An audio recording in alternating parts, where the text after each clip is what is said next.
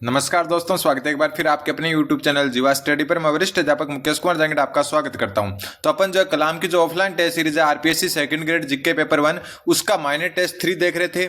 4 classes अपनी हो चुकी है 80 क्वेश्चन तक, और आज हम जो है क्वेश्चन नंबर 81 से 100 तक 5वीं क्लास देखेंगे माइनर टेस्ट 3 की, जिसमें जो है अपने राजस्थान विधानसभा प्लस में जो है करंट अफेयर जो है फरवरी का वो काउंट होगा। और आज जो है कुछ नया आपके लिए मैं लेकर आया हूं कि आज जो भी आज के बाद क्लासेज होगी उनकी पीडीएफ जो है, मतलब मैं जो डिटेल से साथ में बताता हूं ना, उन चीजों के साथ जो है पीडीएफ आपको टेलीग्राम ग्रुप में मिलेगी, जिसका लिंक डिस्क्रिप्शन में दिया हुआ है। जो भी चीज मैं डिटेल में लिखवाऊंगा ऑप्शन की या फिर अदर कोई भी क्वेश्चन से रिलेटेड, वो सारी की सारी पीडीएफ फॉर्म में प्लस क्वेश्चन के साथ में आपको टेलीग्राम ग्रुप पर मिलेगी, जिसका लिंक डिस्क्रिप्शन में दिया हुआ है। तो आज का पहला क्वेश्चन है आपका कि निम्न में से किस विधानसभा में सर्वाधिक विधानसभा अध्यक्ष रहे हैं। सर्वाधिक विधानसभा अध्यक्ष किस जो है विधानसभा में रहे हैं। तो देखो, सर्वाधिक जो है विधानसभा अध्यक्ष आपके 10वीं विधानसभा में रहे। कौन सी विधानसभा में? 10वीं विधानसभा में। थोड़ा छोटा कर लेता हूं, 1 मिनट इसको। ठीक है, कौन सी विधानसभा में? 10वीं विधानसभा में सर्वाधिक जो है अध्यक्ष रहे हैं। सर्वाधिक अध्यक्ष का मतलब हो गया कि जो 10वीं विधानसभा थी, कौन सी? 10वीं विधानसभा, उसमें कुल 3 विधानसभा अध्यक्ष रहे थे। कितने रहे थे? 3 अध्यक्ष रहे थे। नाम याद रखना चाहो तो नाम भी मैं आपको बता देता हूं। उनका नाम था सबसे पहले जो है हरिशंकर भाबड़ा। हरिशंकर भाबड़ा जो राजस्थान के उप मुख्यमंत्री भी रहे थे। ठीक, हमारे रतनगढ़ के ही विधायक थे ये। दूसरा जो है शांतिलाल चांपलोत। कौन? शांतिलाल चांपलोत। ठीक है, और तीसरे जो है आपके समर्थलाल मीणा। और समर्थलाल मीणा का जो है न्यूनतम कार्यकाल भी था, कल अपन चर्चा कर चुके। तो आपके 10वीं विधानसभा में सर्वाधिक विधानसभा अध्यक्ष रहे थे। टोटल संख्या कितनी थी? 3 विधानसभा अध्यक्ष रहे थे 10वीं जो है विधानसभा में। पहले थे हरिशंकर भाबड़ा, दूसरे शांतिलाल चांपलोत और तीसरे थे आपके समर्थलाल मीणा। और इनका कार्यकाल आपको पता है, न्यूनतम कार्यकाल यही थे, न्यूनतम कार्यकाल वाले विधानसभा अध्यक्ष। ठीक है, अब एक चीज और आपको जो ध्यान में रखनी है वो रखनी है कि जो आपकी 10वीं विधानसभा थी ना, इसमें जो है उपाध्यक्ष भी सर्वाधिक रहे थे। उपाध्यक्ष भी क्या रहे थे? सर्वाधिक रहे थे। ये भी ध्यान में रखना है। तो अगर क्वेश्चन ये आ जाए उपाध्यक्ष सर्वाधिक किसमें रहे, तो वो भी 10वीं में रहे थे। ठीक है, तो 10वीं जो विधानसभा है, 10वीं विधानसभा में उपाध्यक्ष भी सर्वाधिक रहे। और उपाध्यक्ष कितने रहे? 3 उपाध्यक्ष रहे। ये भी सर्वाधिक में ही आते हैं, 3 उपाध्यक्ष। तीनों के नाम अगर आपको याद रखना है तो पहले आ गए शांतिलाल चांपलोत। शांतिलाल चांपलोत। ठीक है, और दूसरे की बात करें तो दूसरे थे आपके समर्थलाल मीणा। उपाध्यक्ष की बात कर रहा हूं मैं, समर्थलाल मीणा। और तीसरे जो आपके थे वो थे कौन? तारा भंडारी, प्रथम महिला तारा भंडारी। ये भी आपको ध्यान में रखना है। और इनके बारे में जो कथन है वो मैं बता दूं, प्रथम महिला उपाध्यक्ष। प्रथम है और एकमात्र भी यही है, महिला उपाध्यक्ष। ये भी आपको ध्यान में रखना है। तो इसका जो उत्तर हो जाएगा आपका ऑप्शन नंबर जो है 3। एक बात और ध्यान रखना, एकदम एचडी में अगर आप देखो 360 में देखोगे तो और अच्छे से समझ में आएगा। और इसकी पीडीएफ इनके डिटेल के साथ में पीडीएफ दूंगा मैं। ठीक है, इस डिटेल के साथ में पीडीएफ दूंगा। डिस्क्रिप्शन में टेलीग्राम ग्रुप का लिंक है। क्लास अपलोड होने के 1 घंटा बाद में ये पीडीएफ जो है वहां पर शेयर कर दी जाएगी। तो किस विधानसभा में सर्वाधिक अध्यक्ष रहे? 10वीं में। और सर्वाधिक उपाध्यक्ष भी इसी में रहे। एक चीज और मैं आपको बता देता हूं, एक नाम आपने सुना होगा, कलर चेंज करके लिख देता हूं, रामनिवास मिर्धा। कौन है? रामनिवास मिर्धा, जिनका सर्वाधिक कार्यकाल था, आपको पता ही है। सर्वाधिक कार्यकाल कल बात कर चुके हैं, क्या था इनका? सर्वाधिक कार्यकाल अध्यक्ष वाले, जो सर्वाधिक कार्यकाल वाले अध्यक्ष प्लस हरिशंकर भाबड़ा।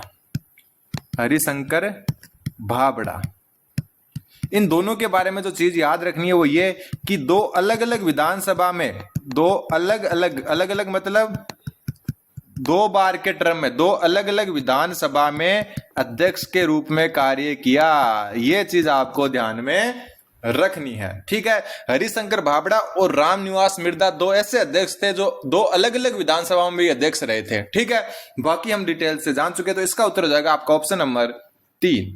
अगला क्वेश्चन, अगला जो क्वेश्चन है कि संविधान के अनुच्छेद 190(4) के अंतर्गत राजस्थान विधानसभा में किसी सदस्य का स्थान निम्न में से किसके प्रस्ताव पर रिक्त घोषित किया जाएगा। बात हो रही है अनुच्छेद 190(4) की। इसके अनुसार जो है अगर राजस्थान विधानसभा में किसी सदस्य का स्थान निम्न में से किसके प्रस्ताव से रिक्त घोषित किया जाता है, तो ये जो उत्तर हो जाएगा आपका ऑप्शन नंबर 3, राजस्थान के मुख्यमंत्री। राजस्थान के मुख्यमंत्री है, इनके प्रस्ताव पर जो है क्या किया जाता है, स्थान रिक्त घोषित किया जाता है 190(4) अनुच्छेद के तहत। अगला क्वेश्चन, अगला जो क्वेश्चन है आपका कि निम्न में से राजस्थान विधानसभा के ऐसे अध्यक्ष की पहचान कीजिए जो विधानसभा में उपाध्यक्ष नहीं रहे हैं। तो देखो अध्यक्ष प्लस उपाध्यक्ष, अध्यक्ष प्लस उपाध्यक्ष, ऐसे जो है अध्यक्ष जो अध्यक्ष भी रहे प्लस में उपाध्यक्ष भी रहे। नाम ध्यान रख लेना, नाम मैं आपको बता देता हूं, कलर चेंज करके लिख देता हूं। तो सबसे पहले जो अध्यक्ष भी रहे और उपाध्यक्ष भी रहे, निरंजन नाथ आचार्य, निरंजन नाथ आचार्य, ठीक है, ये अध्यक्ष भी रहे और उपाध्यक्ष भी रहे। दूसरे जो आपके हुए पूनम चंद बिश्नोई, पूनम चंद बिश्नोई, और पूनम चंद बिश्नोई के बारे में मैं बता चुका, सर्वाधिक बार जो है प्रोटेम स्पीकर रहे थे ये 3 बार, और ऐसे एकमात्र अध्यक्ष उपाध्यक्ष तो थे, साथ में प्रोटेम स्पीकर भी थे, ठीक है। प्लस में गिरिराज प्रसाद तिवारी, गिरिराज प्रसाद तिवारी, गिरिराज प्रसाद तिवारी। चौथे जो आपके आ जाते हैं वो आ जाते हैं शांतिलाल चांपलोत, शांतिलाल चांपलोत, ठीक है। और 5वें जो आपके आ जाते हैं स्मृतलाल मीणा, क्या आ जाते हैं, स्मृतलाल मीणा। तो ये 5 ऐसे अध्यक्ष थे जो उपाध्यक्ष भी रहे, या फिर ऐसे उपाध्यक्ष थे जो अध्यक्ष रहे, पहले उपाध्यक्ष रहे फिर अध्यक्ष रहे। नाम ध्यान रख लेना, निरंजन नाथ आचार्य, पूनम चंद बिश्नोई, गिरिराज प्रसाद तिवारी, शांतिलाल चांपलोत और स्मृतलाल मीणा। तो यहां पर बोला है कि कौन सा ऐसा है जो उपाध्यक्ष नहीं रहा, कौन सा अध्यक्ष है जो उपाध्यक्ष नहीं रहा। पूनम चंद बिश्नोई का नाम है बिल्कुल, शांतिलाल चांपलोत का है बिल्कुल, स्मृतलाल मीणा का है बिल्कुल, नरोत्तम लाल जोशी का नहीं है। और ये आपको पता ही है प्रथम विधानसभा अध्यक्ष थे, आप कल की क्लास में चर्चा कर चुके, प्रथम विधानसभा अध्यक्ष। और वापस बता दूं कि ये पीडीएफ, इन जो है पूरी डिटेल जो मैं करवा रहा हूं इसके साथ में ये पीडीएफ आपको डिस्क्रिप्शन में जो टेलीग्राम ग्रुप का लिंक है वहां पर 1 घंटा बाद में अपलोड होने के मिल जाएगी, ठीक है। तो इसका उत्तर हो जाएगा ऑप्शन नंबर 4, ये सारी की सारी डिटेल मिलेगी आपको। अगला question, question number 84 number question बोल रहा है कि 15वीं विधानसभा में प्रोटेम स्पीकर कौन रहे हैं। बात 15वीं विधानसभा की हो रही है, और 15वीं विधानसभा का मतलब है 2018 वाली विधानसभा, ठीक है। और उसमें थे आपके गुलाब चंद कटारिया, कौन थे, गुलाब चंद कटारिया। और वर्तमान जो आपकी 16वीं विधानसभा है, कौन सी, 16वीं विधानसभा, 16वीं विधानसभा के प्रोटेम स्पीकर, 16वीं विधानसभा के प्रोटेम स्पीकर। तो 16वीं विधानसभा के जो प्रोटेम स्पीकर है, नाम ध्यान रख सकते हो आप, क्या नाम है, कालीचरण सराफ, कालीचरण सराफ। और मैं आपको एक टास्क देता हूं कि वर्तमान में उपाध्यक्ष कौन है। विधानसभा के अध्यक्ष तो वासुदेव देवनानी है, प्रोटेम स्पीकर थे कालीचरण सराफ। अब आपको यह बताना है कि अध्यक्ष कौन थे, सॉरी उपाध्यक्ष कौन है अभी वर्तमान में, ठीक है। अगला question, question number 85 number question बोल रहा है सॉरी 85 नंबर क्वेश्चन बोल रहा है, राजस्थान विधानसभा आम चुनाव 2023 के संबंध में निम्नलिखित कथनों पर विचार कीजिए। सबसे पहला अपने को सत्य कथन बताना है कि 16वीं विधानसभा आम चुनाव 2023 में कुल जो है 183, एक मिनट, कुल 183 महिला प्रत्याशी थी, जो अब तक हुए विधानसभा चुनाव में सर्वाधिक थी। तो देखो जो आपकी 16वीं विधानसभा थी, कौन सी, 16वीं विधानसभा 2023, अगर मैंने ऊपर 24 बोल दिया तो उसके लिए जो है माफी चाहते हैं। 2024 में तो क्या हुआ था, अपने लोकसभा चुनाव हुआ था। 16वीं विधानसभा 2023, इसमें महिला प्रत्याशी कितनी थी, तो महिला प्रत्याशी थी 183, जैसा कि इसमें बताया बिल्कुल सही है। लेकिन इसकी दूसरी लाइन गलत है कि अब तक हुए विधानसभा चुनाव में सर्वाधिक, अब तक सर्वाधिक महिला प्रत्याशी, सर्वाधिक महिला प्रत्याशी, महिला प्रत्याशी 189, कौन सी विधानसभा में, 15वीं विधानसभा 2018 में रही हैं। एक मिनट, 2018 में। तो अभी तक की सर्वाधिक विधान जो है महिला प्रत्याशी 189 15वीं विधानसभा 2019 में रही है, और 16वीं विधानसभा 2023 में कुल महिलाएं आपकी कितनी 183, जो सर्वाधिक नहीं है। ये तो सही लिखा इन्होंने, लेकिन सर्वाधिक नहीं है, ये आपको ध्यान में रखना है। ठीक है, कुल मत जो है कुल भी मैं बता देता हूं, कुल प्रत्याशी कितने थे। तो कुल प्रत्याशी जो है इस विधानसभा चुनाव में आपके थे 1875। एक मिनट, कितने थे? 1875 प्रत्याशी थे। ठीक है, सर्वाधिक प्रत्याशी आपके जयपुर से थे, जयपुर जिले से, और न्यूनतम थे आपके प्रतापगढ़ से। न्यूनतम कहां से थे? प्रतापगढ़ से। अगर विधानसभा की बात करें तो सर्वाधिक प्रत्याशी कौन? सर्वाधिक प्रत्याशी विधानसभा वो थी जोटवाड़ा, और जोटवाड़ा जो विधानसभा थी वहां से टोटल 18 प्रत्याशी थे, और न्यूनतम प्रत्याशी वाली विधानसभा ये थी लालसोट, दौसा वाली लालसोट, और यहां से टोटल सिर्फ 3 ही प्रत्याशी क्या थे? मैदान में थे। तो जो है आपको ध्यान में रखना है, कुल 1875 प्रत्याशी थे। सर्वाधिक प्रत्याशी जयपुर जिले से, न्यूनतम प्रतापगढ़ से, सर्वाधिक प्रत्याशी वाली विधानसभा जोटवाड़ा, और न्यूनतम वाली लालसोट। ठीक है, तो ये क्या हो गया? गलत हो गया। फिर इस चुनाव में भारत आदिवासी पार्टी बीएपी को 2.36% वोट शेयर प्राप्त करने के साथ ही दूसरी सबसे बड़ी पार्टी बनी। तो देखो इसमें जो है, यहां लिख देता हूं, बीजेपी को जो है पहली पार्टी बनी बीजेपी, कौन सी बनी? पहली 42.10% वोट इनको मिले। फिर दूसरे नंबर पर इंडियन नेशनल कांग्रेस रही, कितने? 39.96%। तो ये जो है आपका बीएपी जो है, जिसको भारत आदिवासी पार्टी कहते हैं, इनका कितना रहा? 2.36। लेकिन ये 2.36 के साथ पर चौथे स्थान पर है। कौन से स्थान पर? चौथे स्थान पर। तो दूसरी सबसे बड़ी पार्टी नहीं है ये, तो ये गलत हो गया। और तीसरी पार्टी बनी आरएलपी ने भले सीटें कम जीती हो, लेकिन 2.40% वोट लिए थे इन्होंने। कितने? 2.40%, और तीसरी सबसे बड़ी पार्टी बनी थी। तो दोनों ही गलत है। तो उत्तर हो जाएगा आपका ऑप्शन नंबर 4, ना तो 1 सही है ना 2 सही है। अगला क्वेश्चन वापस मैं बता दूं, पूरा ये डिटेल जो मैं करवा रहा हूं इसके साथ आपको ये पीडीएफ जो है डिस्क्रिप्शन में जो टेलीग्राम ग्रुप का लिंक है वहां पर मिल जाएगी। अगला क्वेश्चन थोड़ा सा देखना पड़ेगा, इसको बड़ा करना पड़ेगा। 1 मिनट, ये रहा। राजस्थान विधानसभा प्रक्रिया नियमावली के अनुसार विशेषाधिकार प्रस्ताव के संदर्भ में असत्य कथन बताओ। कोई भी सदस्य विधानसभा अध्यक्ष की सहमति होना चाहिए यहाँ पर। ठीक है, सहमति से विशेषाधिकार के भंग का प्रश्न उठा सकता है, बिल्कुल सही है। कोई भी सदस्य विधानसभा अध्यक्ष की सहमति से क्या कर सकता है? विशेषाधिकार का जो है प्रश्न उठा सकता है, बिल्कुल सही है।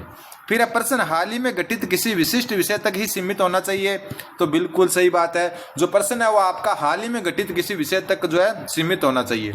विषय में सदन का हस्तक्षेप अपेक्षित नहीं है, तो ये गलत हो गया। और अपने को असत्य बताना था, तो ऑप्शन नंबर 4, क्योंकि सदन का हस्तक्षेप अपेक्षित है। क्या है?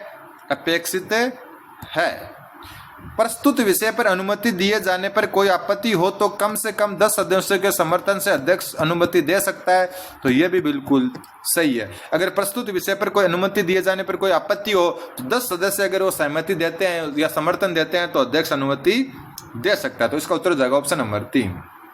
अगला क्वेश्चन, निम्न में से किस अनुच्छेद के तहत निम्न में से किस अनुच्छेद के तहत विधानमंडल के सदस्य शपथ ग्रहण करते हैं? और एक बात और मैं बता देता हूं, अगर आप आज क्लास देख रहे हो और आज की क्लास और पहले की क्लास का जो लेने का तरीका, क्योंकि आज मैं जो है ये डिटेल से इस हिसाब से ले रहा हूं कि ये फिक्स हो जाए और मैं आपको बाद में ये पीडीएफ प्रोवाइड करवा दूंगा। ठीक है, इस हिसाब से ही क्लास लें, क्योंकि आपको सही दिख रहा है या नहीं दिख रहा आप बता दें। 360 में देखोगे तो और अच्छे से दिखेगा, और फुल स्क्रीन में देखो।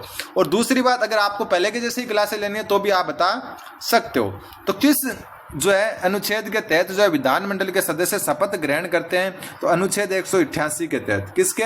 अनुच्छेद 187। अनुच्छेद 187 क्या कहता है? अनुच्छेद 187। तो अनुच्छेद 187 क्या कहता है? तो अनुच्छेद 187 कहता है आपका, 1 मिनट, संसद सचिवालय। किसके बारे में कहता है? संसद सचिवालय के बारे में कहता है, सचिवालय के बारे में। ठीक है, और अनुच्छेद जो 189 है, अनुच्छेद 189 वो गणपूर्ति या कोरम के बारे में कहता है, गणपूर्ति या कोरम के बारे में कहता है। तो ये भी आपको ध्यान में रखना है। तो उत्तर हो जाएगा इसका ऑप्शन नंबर 3। अगला क्वेश्चन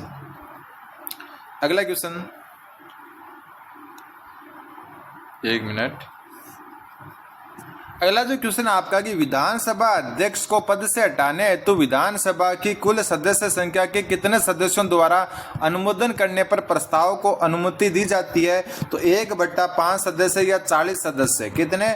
1/5 या 40 सदस्य द्वारा जो है विधानसभा अध्यक्ष को पद से हटाने हेतु विधानसभा की कुल सदस्य संख्या के 1/5 भाग द्वारा अनुमति दी जाती है। अगर साफ नहीं दिख रहा तो अगली क्लास आप बोलो तो वैसे ही ले लेंगे, वरना पीडीएफ के रूप में चाहिए तो ऐसे क्लास ज्यादा अच्छी रहेगी। ठीक है, अगला क्वेश्चन, राजस्थान राज्य मानवाधिकार आयोग के वर्तमान अध्यक्ष कौन है? तो राजस्थान राज्य मानवाधिकार आयोग के वर्तमान जो अध्यक्ष हैं वो कौन है आपके? श्री गंगाराम मूलचंदानी और श्री रामचंद्र सिंह झाला और अशोक कुमार गुप्ता, ये दोनों क्या है? दोनों अभी वर्तमान सदस्य हैं, दोनों वर्तमान सदस्य हैं, ये भी आपको ध्यान में रखना है। ठीक है, तो उत्तर हो जाएगा ऑप्शन नंबर ए। अगला क्वेश्चन, राज्य मानवाधिकार आयोग के कार्यों में शामिल है पुलिस व जेल व नजरबंदी केंद्र में व्यवस्थागत सुधार करना। बिल्कुल, जेलों का और पुलिस जो क्षेत्र है उसका बार बार दौरा करना ताकि मानवाधिकारों का उल्लंघन ना हो। मानसिक या जो मेंटल हॉस्पिटल है उनकी गुणवत्ता में सुधार करना। बिल्कुल, जिला मुख्यालय में मानवाधिकार प्रकोष्ठ की स्थापना करना। बिल्कुल सही बात है, जिला मुख्यालय पर मानवाधिकार प्रकोष्ठ की स्थापना भी कौन करता है? मानवाधिकार आयोग करता है। तो इसका उत्तर हो जाएगा 1, 2 व 3।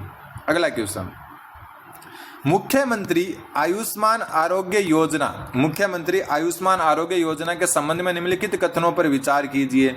ठीक है, और जो है आपको सत्य कथन बताना है। सबसे पहला, इस योजना के अंतर्गत प्रति परिवार 25 लाख रुपए तक के कैशलेस उपचार की सुविधा प्रदान की जाती है।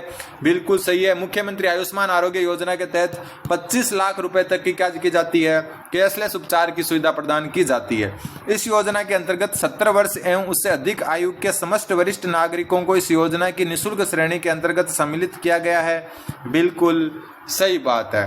फिर इस योजना का प्रीमियम 500 रुपए मासिक निर्धारित है। तो ये क्या हो गया? गलत हो गया, पहला और दूसरा सही है। और ये करंट के क्वेश्चन है तो ज्यादा डिटेल से नहीं देखेंगे, तो उत्तर हो जाएगा ऑप्शन नंबर 3। अगला क्वेश्चन, राज्य बजट 2025-26 में गिग वर्कर्स व असंगठित क्षेत्रों के मजदूरों को सामाजिक सेवाएं उपलब्ध कराने हेतु गठित gig and unorganised worker development fund हेतु निर्धारित राशि कितनी है? तो ये आपकी 250 करोड़। ठीक है, 250 करोड़ रुपए निर्धारित है। किसके लिए? सॉरी, 250 नहीं, 350 करोड़ है। इसमें गलती से मैंने 250 करोड़ बता दिया, उत्तर हो जाएगा 350 करोड़। ठीक है, तो gig and unorganised worker development fund हेतु जो है 350 करोड़ की राशि निर्धारित है। फिर जो है आपको असंगत युग्म का चयन करना है। सबसे पहले कार्यक्रम और इधर आयोजना स्थल है राज्य स्तरीय महिला सम्मेलन। तो राज्य स्तरीय महिला सम्मेलन आपका बाड़मेर में हुआ था। रूमा देवी नाम सुना होगा आपने, तो वैसे याद रख सकते हो, रूमा देवी बाड़मेर किया है, तो महिला सम्मेलन बाड़मेर में हुआ। बिल्कुल सही। राज्य स्तरीय किसान सम्मेलन एवं FPO कार्यक्रम बीकानेर में हुआ। बिल्कुल सही, राज्य स्तरीय किसान सम्मेलन और FPO कार्यक्रम बीकानेर में हुआ। बिल्कुल सही।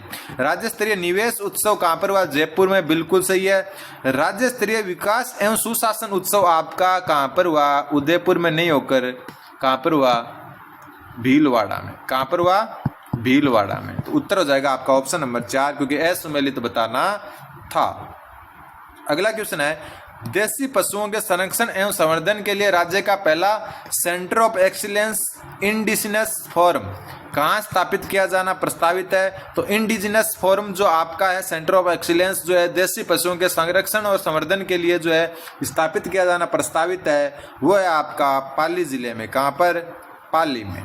अगला क्वेश्चन, ये करंट के क्वेश्चन है। रावतबाटा परमाणु ऊर्जा संयंत्र के संबंध में निम्नलिखित कथनों पर विचार कीजिए और सत्य कथन बताना है। 17 मार्च 2025 को रावतबाटा परमाणु ऊर्जा संयंत्र की 7वीं इकाई RAPP7 से उत्पादन प्रारंभ किया गया। बिल्कुल सही बात है, नोट कर लेना। 17 मार्च 2025 से 7वीं इकाई जो है रावतबाटा परमाणु संयंत्र की शुरू की गई। RAPP7 एक 700 मेगावाट क्षमता का स्वदेशी दाबित भारित जल रिएक्टर है। बिल्कुल सही है। फिर RAPP7 को NTPC द्वारा डिजाइन किया गया है, तो ये गलत है, पहला दूसरा सही है। ये आपका NPCIL द्वारा क्रियान्वित है। NPCIL क्या है आपका? न्यूक्लियर